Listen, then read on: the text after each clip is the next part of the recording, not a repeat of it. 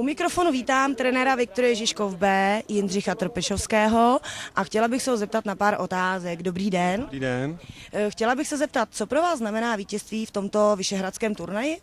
Tak my jsme chtěli ne obhájit, ale před 2 lety tady Bčko uspělo, takže my jsme šli se stejným cílem. V podstatě jsme tady byli druhý tým pokladnou vlastně z nejvyšší soutěže, takže pro nás to znamená samozřejmě hodně, protože i v té zimě je dobrý, když se o něco hraje, se kluci učí vítězit a dobře se připravovat na mistrovský boje na jaře, který nás čekají. A můžu se zeptat, jak vypadala příprava zimní?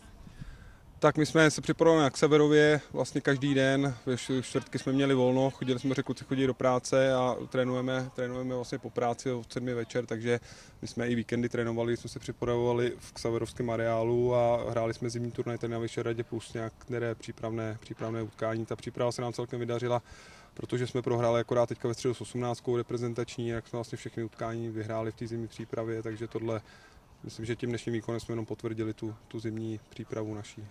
Tak já vám moc krát děkuju za rozhovor a držím vám strašně moc palce do dalších zápasů a mnoho dobrých výsledků. Děkuju moc. Pro Žižkov TV, Rádio Žižkov, Lucie Výborná. Děkuju.